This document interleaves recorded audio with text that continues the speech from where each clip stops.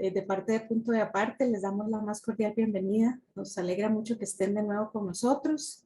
Les doy las disculpas de mi jefa, Yanancy Noguera, que no puede estar el día de hoy, porque gracias a Dios está trabajando en un proyecto nuevo que tenemos, entonces tuvo que concentrarse en eso. Voy a presentarles a la persona que vamos a tener como expositora hoy. Yahaira Chun es periodista. Yo quería que fuera una periodista la que pudiera hablarnos de storytelling. Y es estratega de contenidos y storytelling. Tiene una maestría en administración de empresas.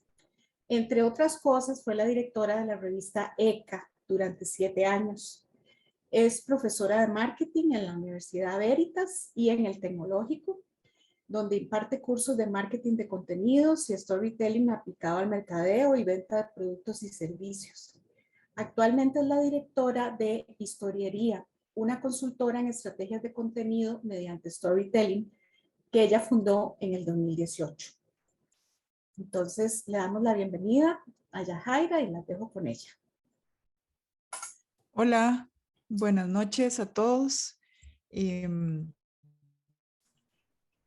noches. Gracias por esta presentación, y ahora que escuchaba a Silvia, me acuerdo que fuimos compañeras en la U y digo que vueltas da la vida que ahora nos estemos encontrando en este espacio, ¿verdad? Tan bonito, Sí. yo súper feliz. Y bueno, antes de arrancar en materia y la charla que traigo preparada para hoy, quería contarles un poco de cómo llegué al mundo del storytelling. Todos los que estudiamos periodismo somos periodistas y tenemos de alguna forma ya esta formación de crear historias. Lo que pasa es que no estamos tan conscientes de las habilidades que tenemos para construir historias. Y yo me topé con estas habilidades para construir historias de una forma un poco eh, abrupta, en el sentido de que yo tuve un camino en el periodismo un poco peculiar, en el sentido de que como reportera fui malísima y entonces muy rápido tuve que ver qué hacía, ¿verdad? Porque por mi forma de ser el reporteo no se me dio, y entonces caí en el mundo como de revistas y mercadeo. Y estaba trabajando para una empresa en ECA, teníamos una feria de empleo, y las ferias de empleo, el mercadeo de las ferias de empleo era facilísimo, ¿verdad? Porque siempre hay gente buscando trabajo y era muy sencillo todo, o sea, publicábamos y ya había un montón de gente interesada, pero empezamos a notar eh, que las cosas empezaron a bajar un año y el siguiente año volvieron a bajar, y empezamos a ver una tendencia a la baja en el interés de la gente por la feria de empleo. Y y en ese momento, pues la práctica era simplemente replicar el plan de mercadeo del año anterior, ver qué cositas se le hacía para allá y para acá y sacarlo el siguiente año. Y esa mala práctica de no innovar, ¿verdad? Terminó con que nos dimos con una pared un año en el que las cosas del todo dejaron de funcionar. Y lo comento porque uno no se imagina que esas cosas pueden pasar, y a nosotros nos pasó, y de pronto todo lo que hacíamos en mercadeo simplemente dejó de funcionar, Facebook, todo, nada, la gente perdió el interés, y no perdió el interés en ese momento, lo venía perdiendo desde hace mucho tiempo atrás y nosotros no habíamos prestado la atención suficiente a eso. Y en un acto desesperado por ver qué hacíamos, yo ya había estado explorando storytelling y se me ocurrió publicar una historia o algo, lo más cercano a una historia que yo pude hacer en ese momento, que se llamaba ¿Por qué las ferias de empleo no sirven? Y con esa primera historia fue como abrir los ojos, porque eso se publicó en el blog de la feria y fue mi historia como parte de la organización de la feria, contándole a la gente por qué en serio tienen razón de creer que las ferias no sirven, y por qué para cierta gente no sirve y para cierta gente sí, y por qué para esa gente que sí eran un porcentaje muy pequeñito. Y, y pues esa historia salió, y me acuerdo que en cuestión de 4 horas habíamos superado la meta de registros del día.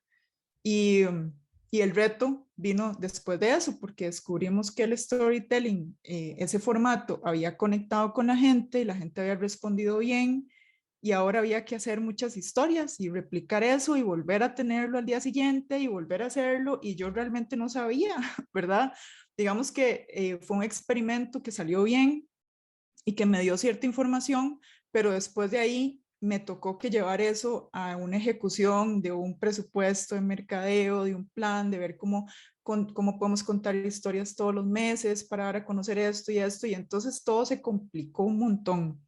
Y yo empecé a estudiar, eso fue hace como 7 años, a ver qué recursos habían, me leí todo lo que pude encontrar y lo que pude pagar en el momento, ¿verdad? Hasta donde me dio el presupuesto y inicié mi camino por el tema de storytelling y me encantó. Y lo que les voy a compartir hoy es como un resumen de las cosas que he encontrado más útiles en los últimos 6 años que he estado muy metida en el storytelling, especialmente los últimos 3, en el que ya me dedico, digamos, 100% a trabajar con temas de contenidos y formato de historias. Entonces, arranco diciéndoles que todos tenemos, voy a ir compartiendo pantalla, un storyteller adentro de nosotros, ¿verdad? Y, realmente todos somos de alguna forma contadores de historias. Y lo que tenemos que hacer es como sacar ese storyteller que tenemos adentro y adueñarnos, o la palabra más común o ahora o de moda, empoderarnos de ese contador de historias que tenemos adentro y, y empezar en donde lo podemos utilizar para comunicar lo que nosotros queremos comunicar. Y entonces sí, es como una magia porque hay que jugar con muchos elementos, ¿verdad? No es solamente la parte creativa. A veces puedo tener una gran idea de una historia, pero de cómo lo alineo con lo que yo tengo que hacer en mi trabajo y con lo que tengo que comunicar y con el presupuesto que tengo, ¿verdad? Y hay que hacer como muchos malabares. Entonces, vamos a ir arrancando. Si en algún momento, como está lloviendo mucho aquí donde yo estoy también, se me empieza a cortar un poco, alguien enciende el micrófono, tal vez Silvia o Candy, y me avisan y apago la cámara o ahí vemos cómo hacemos. Entonces, creo que lo primero es estar conscientes de que storytelling, que es una palabra que viene de inglés y que suena así, muy, ¿verdad? Eh, como muy de estas palabras de publicidad que son como un Spanglish, no es nada más que contar historias, ¿verdad? Entonces, no se imaginen que requiere, que la palabra como tal implica habilidades técnicas o herramientas más allá, no. O sea, storytelling es la palabra en inglés para referirse en español a contar historias y listo. Y todos tenemos la habilidad de contar historias, es nuestra forma natural de comunicarnos cuando uno conversa con familia, con amigos.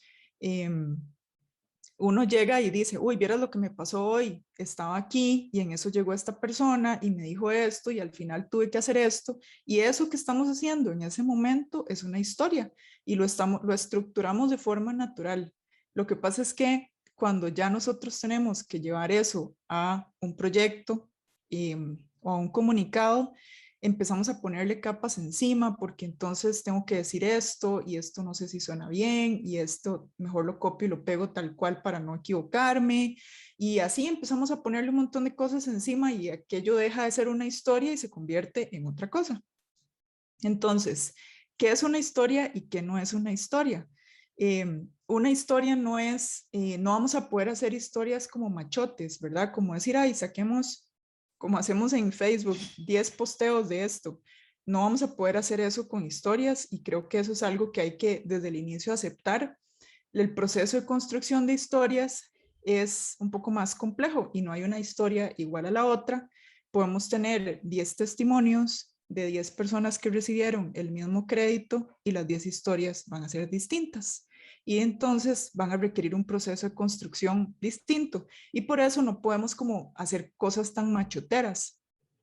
Y eso impone un reto ahora en digital donde estamos acostumbrados un poco a encargar el contenido de esa forma.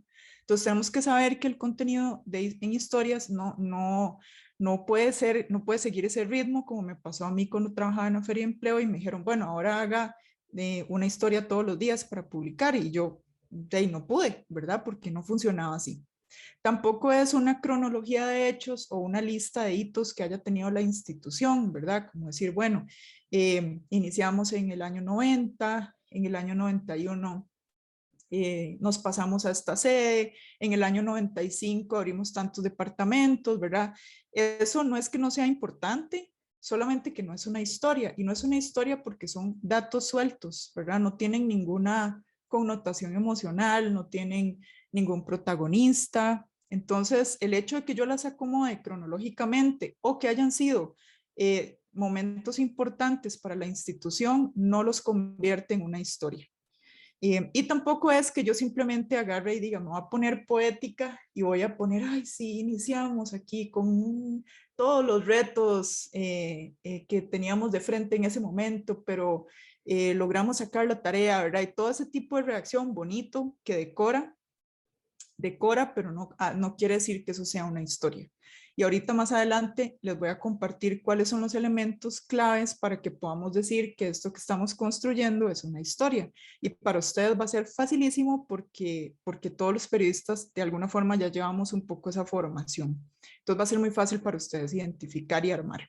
Entonces, ¿qué sí es una historia? Una historia siempre va a ser un mensaje auténtico, es decir, algo que le pasó a alguien de verdad, a alguien real, ¿verdad? Está siempre basado en información real, verídica, que sucedió. Eh, que si a partir de ahí tenemos que trabajar con que no podemos publicar el nombre de la persona y hay formas de manejarlo, pero siempre, siempre la historia tiene que partir de algo que le sucedió a alguien y ese alguien tiene que haber existido y eso que sucedió tiene que haber sucedido. Y siempre tienen un propósito que va más allá de lo que yo como empresa o institución tengo que cumplir, o digamos mis objetivos de, de tráfico o mis objetivos internos de cumplimiento del negocio, del proyecto. Tienen que tener un propósito que sea fuerte, ¿verdad? Y que tenga una misión y una razón de ser que justifique y que conecte con la audiencia a la que estamos dirigiendo la historia, porque el hecho de que yo tenga que comunicar esta directriz o este decreto porque de ahí tocó, no quiere decir que del otro lado la audiencia vaya a querer consumir la información. Y siempre, siempre las historias o el storytelling siempre va a estar basado en personas, ¿verdad? Siempre. Aunque estemos hablando de un proyecto, de un decreto, de una ley, siempre tenemos que enfocarlo desde la persona a la cual va a impactar esa ley, ese decreto, o la persona que estuvo involucrada en la ley y el decreto. Siempre basado en personas. Y las historias siempre transmiten emociones y siempre tienen que tener un elemento que es el más complejo de todos, que yo le llamo el conflicto. Si ustedes investigan storytelling o leen o así, lo van a encontrar con diferentes nombres. A veces se le dice situación incómoda, a veces le dicen el momento clímax, ¿verdad? El momento clímax, la situación incómoda, el conflicto es una situación inesperada o incómoda que nos obliga a tomar decisiones distintas. Es el punto de giro. Y para que sea una historia hay que tener punto de giro, ¿verdad? Si yo tengo algo plano, eh, no es una historia o no es una historia que vaya a conectar con la audiencia. Es predecible y como es predecible la gente deja de leer o deja de ver el video o ni siquiera le da una oportunidad. Entonces ese punto, conflicto, clímax o situación incómoda es el punto que mantiene a la audiencia conectada. Y ahora que estamos en estos temas digitales, ¿verdad? Se vuelve muy importante lograr mantener a la audiencia conectada. Y esto ustedes lo deben saber, todos lo hemos vivido de alguna forma. ¿Y por qué es importante hacer contenido con formato de historias? Porque las historias, por este punto clímax, mantienen a la audiencia conectada. Eh, y a veces no, siempre en nuestro trabajo nos toca hablar y comunicarnos sobre temas que sabemos que son importantes para la audiencia a la que nos dirigimos, pero ¿cómo hacemos para que consuma la información? Si ahora la gente quiere ver otras cosas y está muy dispersa y tiene muchas pantallas y tiene que ver con esto, ¿verdad? El impacto o la relevancia de lo que yo tengo que comunicar no es suficiente para que la información sea consumida. O sea, las vacunas son súper importantes. ¿Cuánta gente proactivamente consume la información? Es una información muy importante que todos deberíamos consumir, pero eso no hace que la gente la consuma, ¿verdad? Entonces, el formato de historia lo que hace es que podamos abordar temas que son relevantes y que tal vez sabemos que la gente no, por sí sola no va a querer consumir esa información, darle el formato de historia para que la consuma, ¿verdad? Y también nos ayuda a cumplir otros objetivos, que es como poder crear o fortalecer la comunidad digital, ¿verdad? O el equipo, porque tal vez podemos hacer uso del storytelling para comunicarnos en nuestro departamento o con otros departamentos. Y también resulta muy útil porque es nuestra forma natural de comunicarnos y conforme vayamos practicando y haciendo, empoderándonos con esto, nos va a resultar mucho más sencillo. Pero para poder aplicar storytelling, hay que desarrollar ciertas habilidades. Creo que los periodistas ya las tenemos y es como un tema de pulirlas un poco más, que son cosas que no requieren invertir en herramientas ni nada así, pero sí requieren de mucho esfuerzo de nuestra parte y es estas que les comparto en pantalla. Tenemos que hacer mucha escucha activa para poder saber qué tipos de historias le van a gustar a la audiencia. Y cuando digo escucha activa, me refiero a que cuando tenemos la oportunidad de conversar o estar frente a frente, bueno, ahora frente a frente es muy complicado, pero pantalla en pantalla, con personas que son de nuestra audiencia, de nuestro público meta, hagamos una escucha activa, que quiere decir sin interrupciones, sin ponerle palabras en la boca a esa persona, sin terminarle las frases, para dejarlo o dejarla que sea ella misma o él mismo y cuente sus cosas y prestemos atención qué tipo de palabras utiliza, qué emociones pone en lo que está contando, ¿verdad? Para entonces poder decir, esta persona siente preocupación cuando habla de este tema. Entonces, cuando yo voy a construir las historias, probablemente quiero abordarlo desde la preocupación, pero terminar con algo que le da para que precisamente podamos generar conexión. Y a veces es muy difícil hacer esto porque uno no está en contacto con la audiencia, ¿verdad? Tal vez uno está encargado de manejar la comunicación, pero son otras personas los que están en ventanilla o no sé, o atendiendo. Hay que buscar hay que buscar espacios para poder conversar con las personas reales para poder entonces crear historias reales. Em, y mucha observación, que también es prestar un poco atención a los detalles, a los gestos, a si la persona se ve preocupada, se ve feliz, en qué momentos, qué palabra utiliza y qué dice, qué hace, ¿verdad? Para poder entonces alimentar la historia con esos detalles. Siempre hay que personalizar el mensaje o la historia según la audiencia, porque, y me imagino que a ustedes les debe pasar mucho que tienen audiencias o diferentes, muchas, ¿verdad? O muy amplias. Entonces no es lo mismo, por ejemplo, hace un tiempo que estuve trabajando con el programa Estado de la Nación, no es lo mismo el informe del Estado de la Educación para un docente que el informe del Estado de la Educación para un asesor en Asamblea Legislativa, ¿verdad? Es el mismo informe, pero la forma en la que ese informe se le tiene que hacer llegar a un docente va a ser muy distinta, la personalización del mensaje va a ser distinta. Y así, entonces tenemos que prestar atención cuáles son esos públicos y de qué forma tenemos que personalizar las historias y los mensajes. Tal vez es el mismo informe, pero tenemos que construir una historia para el docente y una historia para el asesor en Asamblea Legislativa. Y adaptar, ¿verdad? Adaptar el lenguaje que vamos a utilizar en la historia para que conecte con los diferentes públicos. Y mucho de lo que queremos con las historias es conversar y dialogar con las personas, no es un monólogo, ¿verdad? Es como compartir. Aunque estoy contando yo la historia tal vez de alguna persona que ejecutó este proyecto, quiero que esa historia sea construida desde un espacio en el que le dé a la persona pues esa noción de que estamos compartiendo. Y esta es una de las bases del storytelling y se llama el efecto espejo. El efecto espejo lo que quiere decir es que cada historia que nosotros publicamos, no importa el formato que sea, nosotros lo que queremos es que funcione como un espejo con la audiencia. Es decir, que la persona lo vea, lea la historia, la consuma y diga, sí, ese soy yo, eso es lo que me está pasando a mí, ¿verdad? ¿Qué pasó? ¿Cómo hizo? ¿Qué hizo? Voy a seguir leyendo esto, me voy a suscribir, me voy a inscribir, me voy a registrar acá, voy a darle seguir porque eso me está pasando y necesito estar conectada con esta marca, con esta institución, o que diga, esto le está pasando a mi mamá, a mi hermano, a mi amigo, a mi vecino, lo voy a etiquetar, lo voy a guardar, lo voy a compartir para que lo vea.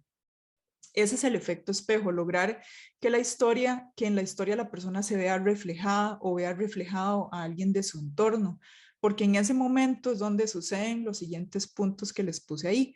Empieza la empatía, ¿verdad? Cuando tenemos efecto espejo es cuando logramos realmente haber generado empatía.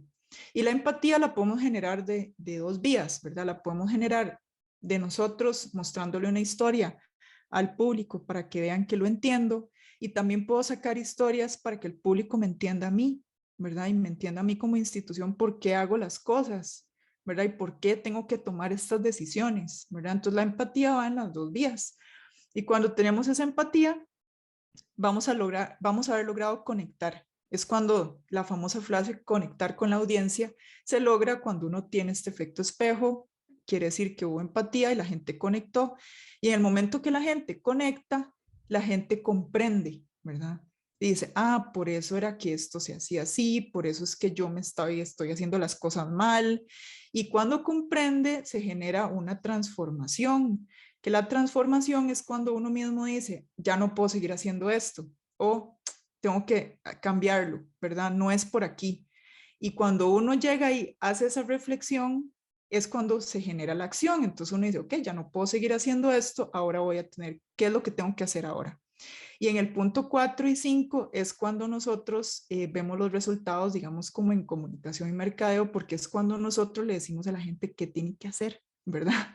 Ahí es donde nosotros metemos como el famoso llamado a la acción, el call to action, y le decimos, entonces, para mejorar toda esta situación, ya usted se dio cuenta que no puede seguir así, ¿verdad? Aquí le presento el kit de herramientas, la charla o lo que sea que nosotros necesitemos comunicar. Y a partir de ahí lo que vamos a ver son resultados, porque ya es muy, muy, muy probable que la persona sí y una acción con lo que sigue. Ese es el escenario soñado, ¿verdad? Si funciona, hay que hacer muchas pruebas de historias para ver, a veces nos quedamos en alguno de los puntos, pero sí, así funciona. Y bueno, una historia tiene estos componentes. Siempre una historia va a tener un protagonista y siempre ese protagonista va a ser una persona. Puede ser que sea un perrito o un gatito, ¿verdad? Pero ese perrito o gatito lo tenemos que humanizar, ¿verdad? Le tenemos que dar como mostrar los sentimientos, lo que siente, lo que piensa, ¿verdad? Y cómo actúa sobre las situaciones. La historia siempre va a tener el conflicto o el clímax o la situación incómoda, que es eso que se nos presenta, ese reto, obstáculo, desafío que se nos presenta y que nos obliga a actuar, que obliga al protagonista a hacer las cosas distintas o a cambiar. Y para cerrar, siempre vamos a tener un aprendizaje. Siempre vamos a cerrar con una solución, con un camino a seguir, con mostrándole a la persona qué puede hacer con respecto a eso, ¿verdad? O qué aprendimos nosotros y por qué ahora lanzamos este producto, este servicio o tenemos esta solución para atacar este conflicto que atacamos en la historia, o que a raíz de este conflicto pues nos dimos cuenta que necesitábamos salir con algo más. Entonces siempre vamos a cerrar con un aprendizaje o moraleja. El conflicto, que es la parte que da más miedo y que cuesta más incorporar en las historias, es la parte más importante si yo quiero conectar con la audiencia y generar el efecto espejo y estos pasos que les comenté anteriormente. El conflicto es una situación inesperada que se nos presenta y nos obliga a tomar decisiones. Es algo que no sale como lo planeado, es algo que nos obliga a cambiar de planes, ¿verdad?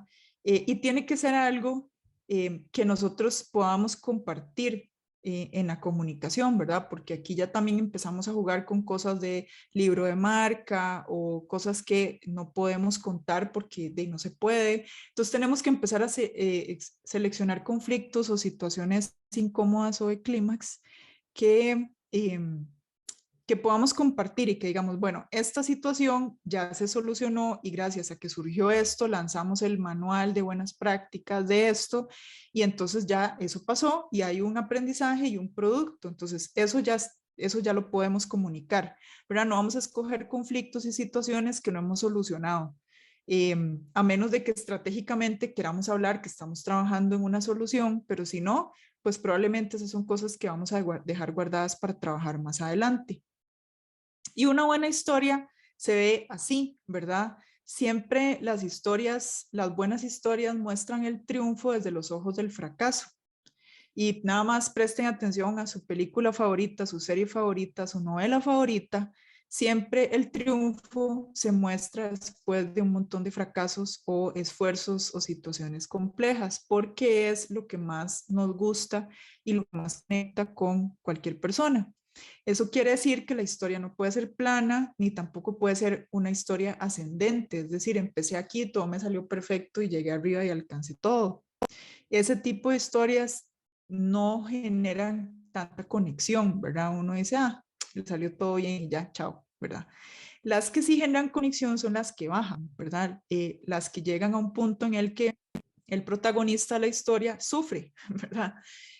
Sufre y sufre, se le presenta el conflicto, tiene que tomar decisiones, la primera decisión no funciona, la segunda seguro tampoco, está así y empieza a ver que está así, genera un aprendizaje y cierra arriba otra vez con el aprendizaje o la solución.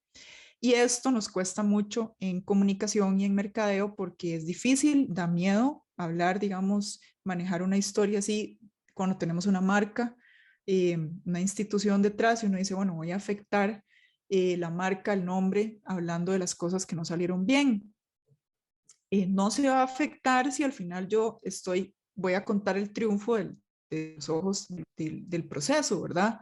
Si yo escojo una situación que no tiene triunfo, pues entonces ahí sí es donde se puede poner en riesgo, pero siempre y cuando la historia que yo seleccione para contar o comunicar, ya yo tengo un triunfo claro, un aprendizaje claro, una solución clara, lo que voy a contar es el proceso y cómo fue que todo lo que pasamos para lograr salir esto y de entregarles esto, ¿verdad? Entonces hay que seleccionar muy bien cuáles van a ser esas historias. Y algo que también ayuda mucho a empezar a contar historias es tener muy claras las diferencias entre estas preguntas. Una cosa es qué problemas resolvemos, otra quiénes somos y otra cosa qué hacemos. Y de la pregunta qué problemas resolvemos, usualmente vamos a sacar muy buenas ideas de historias sobre los problemas que le resolvemos a nuestra audiencia, ¿verdad? De la pregunta quiénes somos, vamos a sacar historias de nosotros, de nuestro equipo, nuestros colaboradores, nuestra institución, ¿verdad? Y el que hacemos tiene que ver con los productos o servicios que ofrecemos al público, ¿verdad? Entonces aquí normalmente están los posteos, los anuncios, ¿verdad? Entonces, ¿qué problemas resolvemos? Tiene que ver con qué problemas nosotros le resolvemos a la audiencia, ¿verdad? O tal vez si lo quieren ver como en comunicación interna, también qué problemas resolvemos nosotros como departamento. Y ahí les puse como un ejemplo, digamos que sea una institución cuyo problema el problema que resuelve es el acceso a la educación, ¿verdad? Entonces, de aquí van a salir historias de todas aquellas personas a las cuales han podido acceder a la educación gracias a mí, ¿verdad? Porque yo resuelvo ese problema. Luego viene quiénes somos, que corresponde a quiénes somos las personas que conformamos esta institución o quién es la institución, el departamento, cuál es nuestro propósito, cuál es nuestra razón de ser. Entonces ahí, por ejemplo, yo les puse, bueno, ¿quiénes somos? Somos una institución que vela porque cada niño tenga una oportunidad de recibir educación. Y ahí va a salir muchas historias de nosotros a nivel interno, de nuestras personas, nuestros colaboradores, etcétera, nuestro día a día, los retos que enfrentamos para poder sacar proyectos que garanticen el acceso a la educación, ¿verdad? Entonces, en el qué problemas resolvemos es la empatía hacia mostrarle al público que nosotros lo entendemos. El quiénes somos es como tenga empatía conmigo, ¿verdad? Entienda mi trabajo y mis alcances y limitaciones. Y en el que hacemos, yo puse ahí, por ejemplo, que se otorgan becas. Entonces, aquí ya van como todos los contenidos asociados a la información de las becas y todo, que no son historias. Las historias están en la pregunta 1 y la pregunta 2, de qué problemas resolvemos y quiénes somos. Entonces, hacer el ejercicio de dividir la información, porque en el día a día a uno se le confunde todo y uno al final hace como, todo lo hacemos como qué hacemos, ¿verdad? Y todo el día a día es qué hago, a qué hago y qué hago. Y cuando comenzamos a separar, nos vamos dando cuenta que podemos sacar contenido de cada una de las preguntas. Pero nada, todo esto no sirve si yo no tengo claridad en mi audiencia, ¿verdad? ¿Cuál es mi público? Yo creo, sé que han visto un poco de esto en las otras charlas y es súper importante. Yo no voy a poder hacer historias si no sé a quién dirigirlas.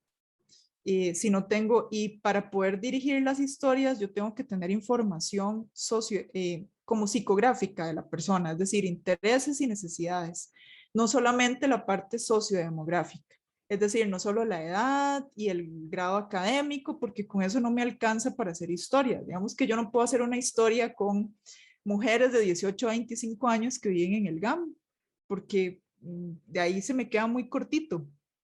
Necesito saber esas mujeres si tienen hijos, si no tienen hijos, qué hacen en su tiempo libre, si trabajan, si estudian, un montón de información más para poder saber qué tipos de historias le pueden interesar. Y también si yo estoy dirigiendo la historia o la comunicación, por ejemplo, a nivel interno, porque tengo una junta o una reunión muy importante con jefes o gerentes de otros departamentos, igual, aplica igual.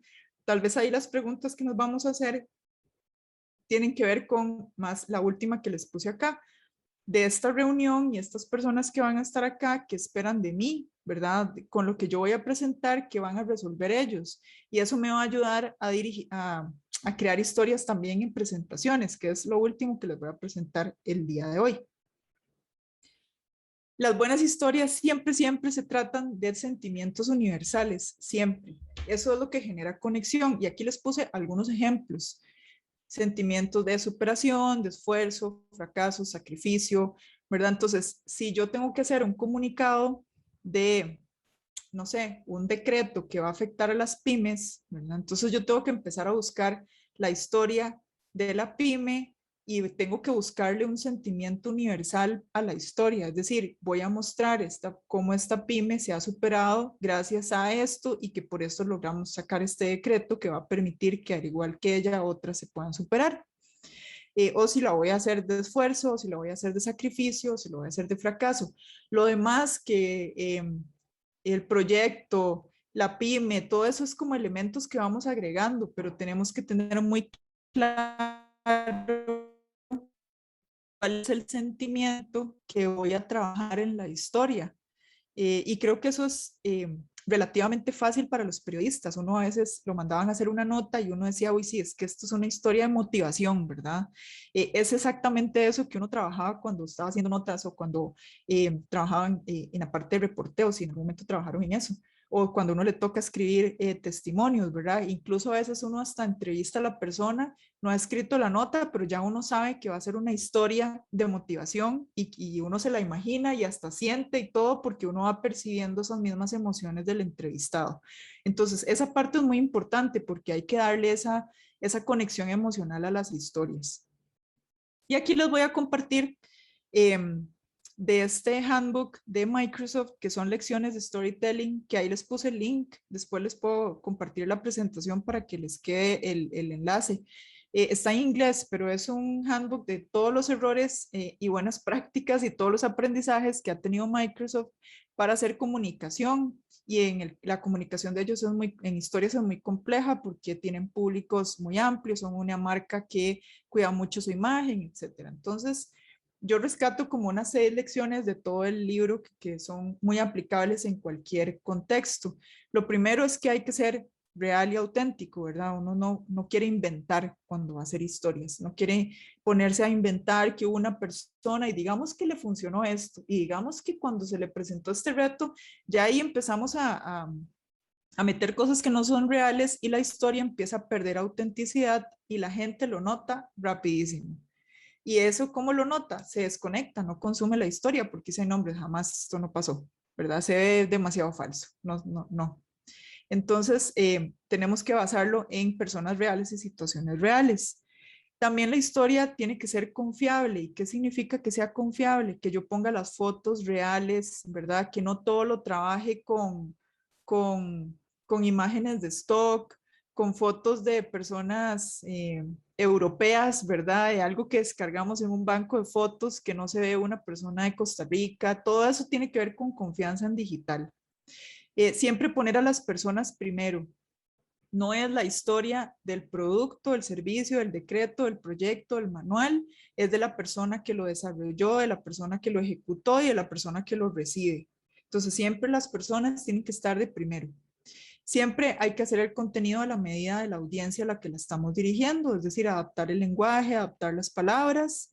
Los títulos y los subtítulos son muy importantes en las historias. Siempre cada historia debe tener un título y un subtítulo, porque si la vamos a trabajar en digital, esa historia se va a ir en un correo, se va a ir en alguna red social y siempre en algún momento el copy nos va a pedir que ingrese el título o el subtítulo, entonces es bueno trabajarlo desde antes.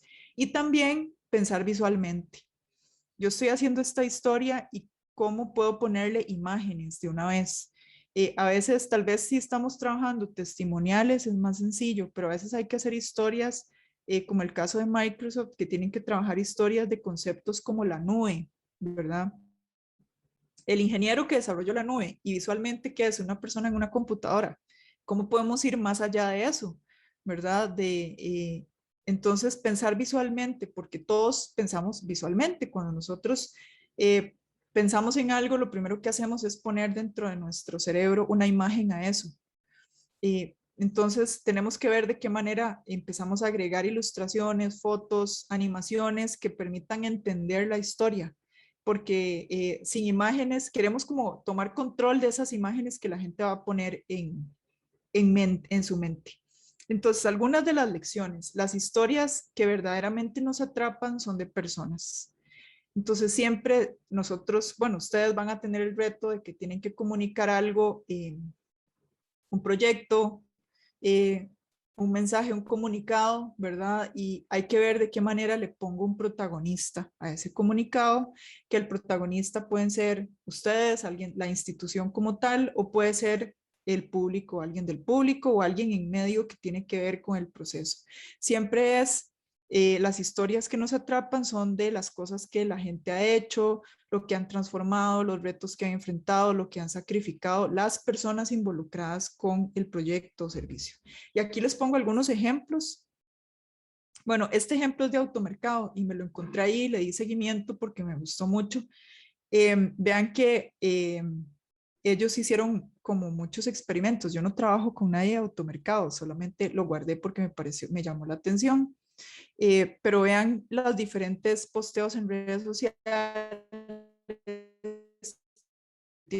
Acción es la cara del Señor, porque al final no se trata de los mini vegetales ni de la finca, se trata de don José Rafael Ulloa.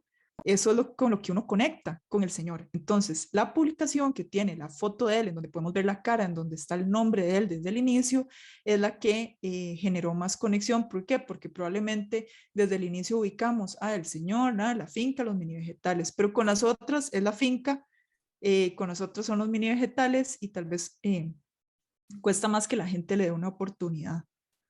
Jaira, una consultita nada más, devolverte. Es que no se pueden ver muy bien porque los vemos muy de lejos, ¿verdad?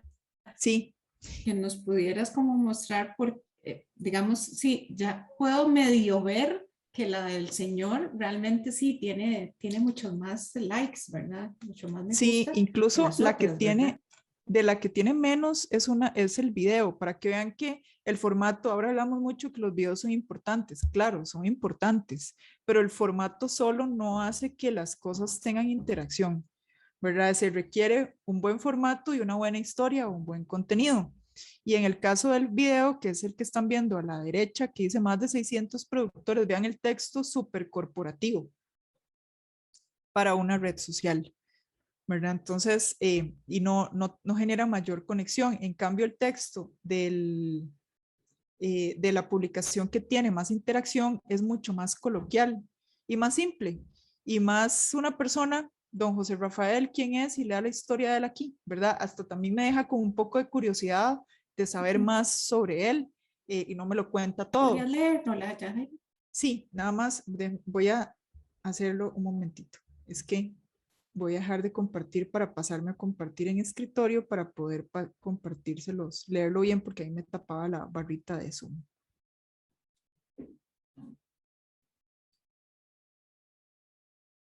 Y voy a minimizar acá. Y dame un segundo. Es que me tapa el... Dice, lo voy a hacer así porque me tapa la barbita de Zoom. Automercado le abrió las puertas a don José Rafael Ulloa para colocar su producción de mini zucchinis verdes, escalopín verde y amarillo, vainicas, chilotes y arveja china desde hace 30 años. Conozca más sobre la historia de este agricultor aquí y viene el enlace. Y voy a leerles los otros. El del video dice, más de 600 productos que se venden en Automercado y Bindi provienen del trabajo de más de 60 productores como José Rafael en todo el país. Para ser proveedor de la cadena es fundamental cumplir con altos estándares de calidad y buenas prácticas agrícolas que garanticen la inocuidad de los productos. Para ello, la marca apoya a agricultores constantemente e inclusive los certifica en conjunto con el Ministerio de Agricultura y Ganadería. Conozca la historia de José Rafael Ulloa, productor de mini vegetales, y viene el enlace. Ese es el texto muy corporativo.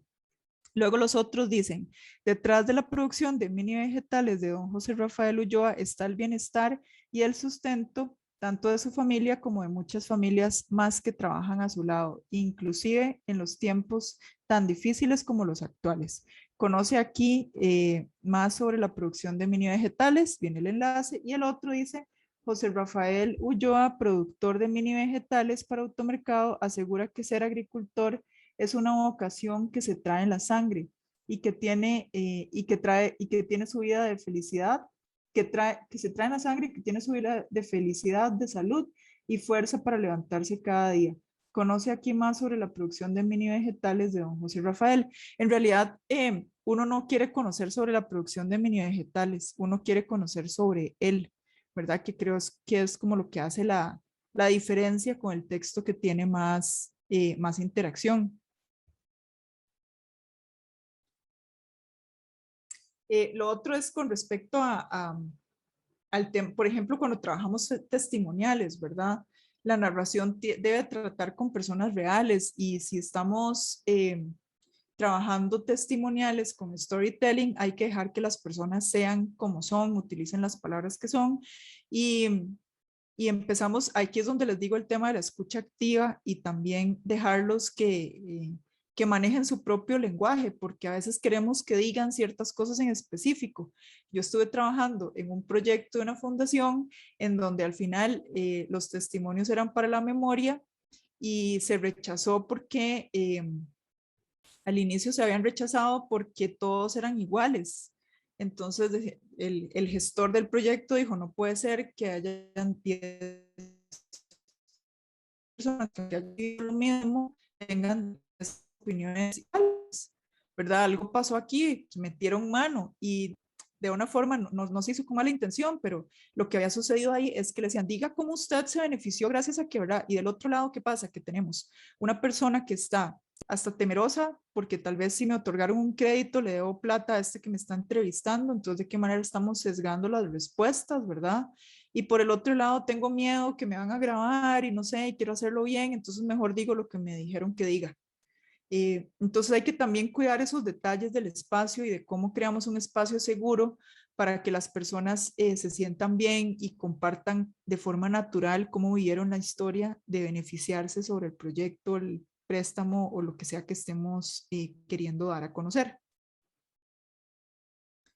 Este es uno que pecamos mucho acá, que siempre queremos hacer cuentos de hadas, ¿verdad? Donde todo salió perfecto, donde el proyecto es lo mejor, donde no hubo ningún contratiempo y es lo mejor que hay.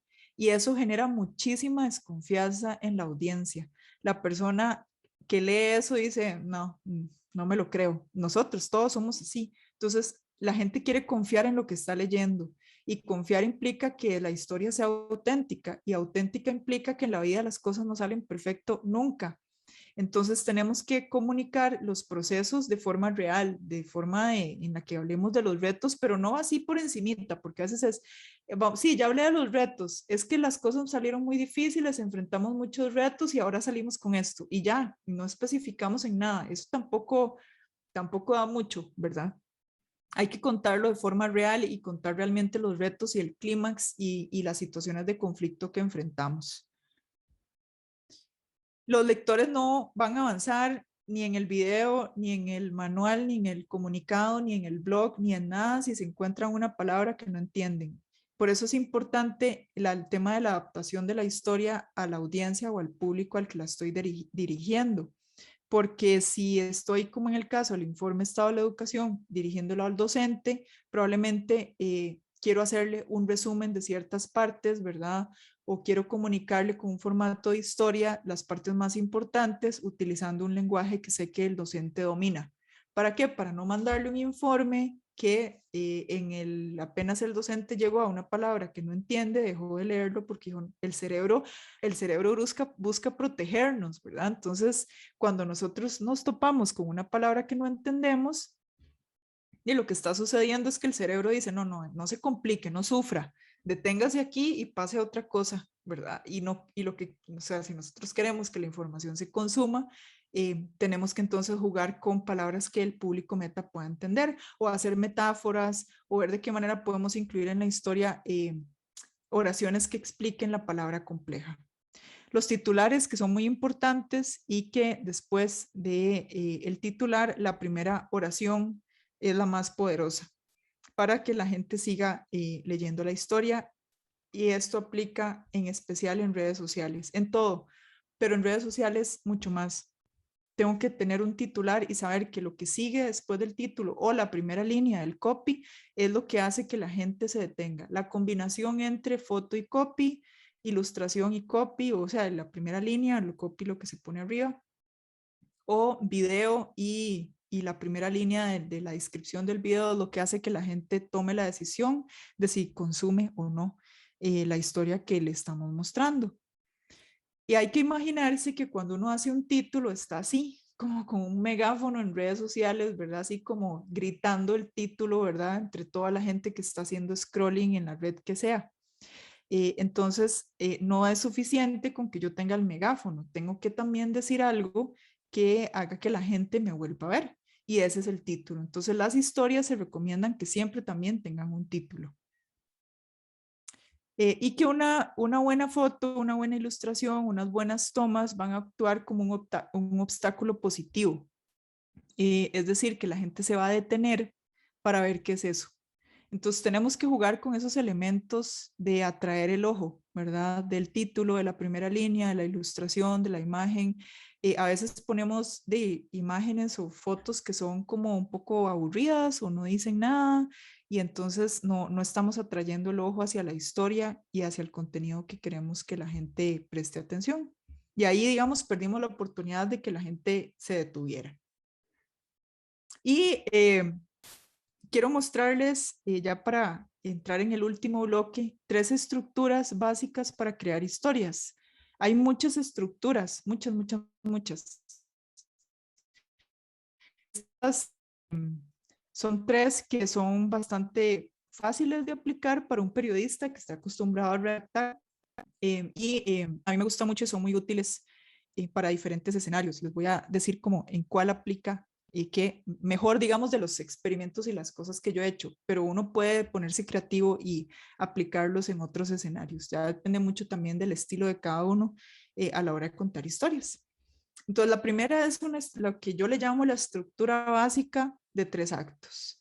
Cualquier historia en el formato que sea, siempre, si queremos hacerlo lo más sencillo, siempre vamos a tener esta estructura. Vamos a tener 3 actos. Un acto de contexto, y en ese contexto yo voy a presentar quién es el protagonista de la historia. Piensen en cualquier película o serie, las primeras tomas que nos aparecen de la película es el contexto, es la información necesaria para que yo entienda y me prepare para la historia que me van a contar. En esas primeras tomas siempre aparece el protagonista y más o menos le van dando una información de cuál va a ser reto que va a enfrentar o el posible problema que va a enfrentar, ¿verdad? Usualmente en esas primeras tomas todo parece normal, hasta que llega el acto 2, que es cuando se presenta el clímax o el conflicto o la situación incómoda, que es lo que obliga o lo que desencadena la historia como tal, ¿verdad? Que es cuando el protagonista le pasa algo y ya no puede seguir su vida normal, tiene que hacer las cosas diferentes. Igual sucede cuando nosotros queremos contar una historia para comunicar algún proyecto o algún mensaje que tengamos que colocar. Sucede igual. Teníamos el protagonista de la historia que nosotros queremos contar, lleva su vida normal hasta que algo sucede, ¿verdad? Y ese protagonista podemos ser nosotros, y ese algo que sucede es que se presentó un desafío que nos obligó a lanzar esto, a cambiar esto, a lanzar este manual, a trabajar este proyecto, ¿verdad? Y en ese proceso suceden cosas y al final generamos un aprendizaje, que es el acto 3, que es cuando nosotros decimos, bueno, después de pasar por todo esto, tenemos esta moraleja, este aprendizaje y o este nuevo camino a seguir y lanzamos esto. Y ahora ponemos esto a su disposición o mejoramos esto, ¿verdad? Siempre en el acto 3 vamos a querer darle ese cierre con aprendizaje y con la oportunidad o la solución para que la gente sepa, digamos, que todo esto que pasamos valió la pena porque ahora vamos a lanzar esto. Esa es la estructura básica de 3 actos que se puede aplicar en redes sociales. Ahorita les enseño un ejemplo de redes sociales en la filmina que sigue, la diapositiva que sigue. Pero también podemos estructurar comunicados de prensa con estos 3 actos o podemos tener presentaciones donde tengamos algunas diapositivas de acto 1, luego otras de acto 2 y luego otras de acto 3. Aquí lo clave es como estructurar la historia y la información con esos actos. Y les enseño una publicación de Bansback, que igual no trabajo con Bansback ni nada, la vi, me gustó y me parece que tiene los 3 actos muy claros, ¿verdad? Es una publicación, creo que es del año pasado, para el 1 de mayo. Y dice, y hablando de trabajo, a eso vino don Juan. Luego de aceptar un contrato para reparar el órgano de la Catedral Metropolitana, se embarcó en la aventura de su vida. Salió de Alemania en barco y luego de semanas de viaje llegó a Puerto Limón en 1937, quizás sin conocer bien el país que le había contratado con muy poca información y algo de incertidumbre, cruzó el Atlántico solo para honrar su compromiso. El cumplimiento de una promesa de trabajo inició el latido de lo que somos. Y dice Historias Bansback. Y en la foto está don Juan Bansback en su llegada a Puerto Limón en abril de 1937. Tiene como los 3 actos muy cortitos, ¿verdad? Un acto de contexto. Y hablando de trabajo, ese es todo el contexto que necesitamos, porque es 1 de mayo. Nada más, ¿verdad? Luego viene la presentación del protagonista. Eso vino don Juan. Don Juan es el protagonista. Luego de aceptar un contrato, ¿verdad? Para reparar el órgano, el conflicto, se vino para acá sin conocer nada, llegó aquí, sin conocer bien el país que lo habían contratado, con poca información. ¿Y cuál es el cierre? Que eso fue el inicio de lo que hoy es esta empresa. ¿Verdad? Entonces, es 3 actos muy, muy cortito, pero están muy claros los elementos de historia ahí. Y la foto que es muy llamativa. Luego está esta estructura que se llama in media res, que significa en medio de la cosa, que a mí me gusta muchísimo para redes sociales, Instagram, Facebook, incluso TikTok. Y lo que caracteriza esta estructura es que vamos a empezar con el conflicto clímax de la historia, ¿verdad? Desde el inicio. Es más, lo que la caracteriza es que el título de la historia es el conflicto o el clímax o la situación incómoda.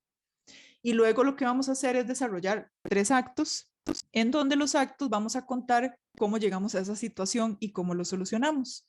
Entonces empezamos contando ese conflicto, ¿verdad? Y lo que estamos haciendo es llamando la atención de forma inmediata, y eso hace que entonces la gente se detenga para, uy, ¿qué le pasó? ¿Qué fue lo que pasó acá? ¿Verdad? Y luego vamos a hacer la siguiente estructura, que es que vamos a mostrar cómo llegamos ahí, es decir, qué fue lo que nos pasó para que llegáramos a esa situación, y luego vamos a decir cómo lo solucionamos y qué aprendimos. Y eso va a ser el puente hacia lo que nosotros queremos dar a conocer.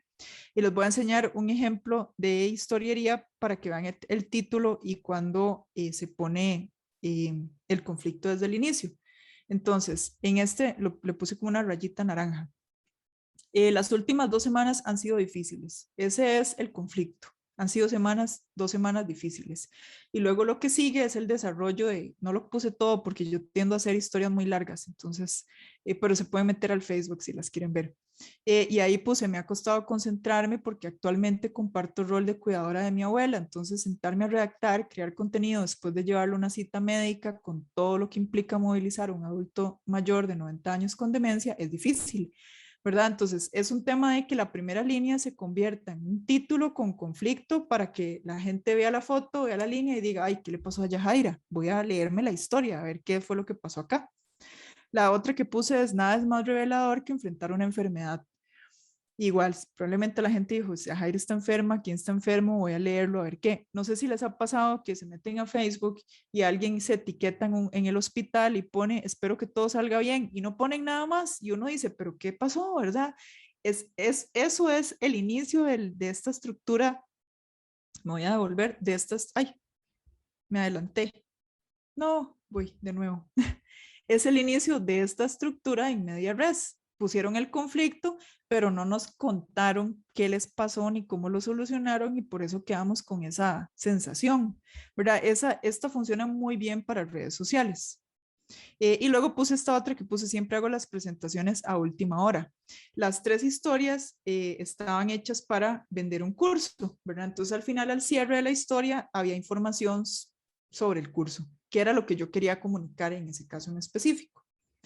Y luego está esta estructura que se llama Sparkline, que les dejé ahí el video de Nancy Duarte, que según lo que he podido rastrear fue como la que estructuró e inventó o le puso este nombre a esta estructura, y es una estructura ideal para presentaciones y se hizo muy popular porque ella fue la que le ayudó a Steve Jobs a montar la presentación del primer iPhone en el 2007.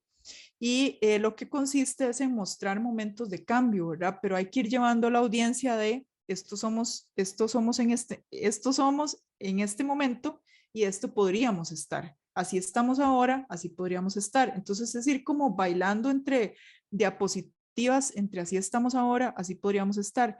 Esto funciona muy bien para hacer lanzamientos, para dar a conocer diferentes productos, servicios, proyectos, en donde específicamente sabemos que la audiencia puede reaccionar no muy bien porque es algo muy diferente o hay mucho ruido alrededor.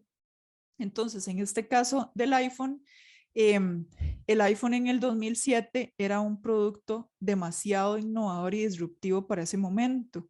Entonces, así fue como se dio esta estructura, como decirle a la gente, lo que hacían era decirle a la gente, si alguien quiere hacer algo más que llamar en este momento, si ustedes quieren hacer algo más que llamar en este momento, lo que tienen es esto, y mostraban los teléfonos inteligentes para ese momento, ¿verdad?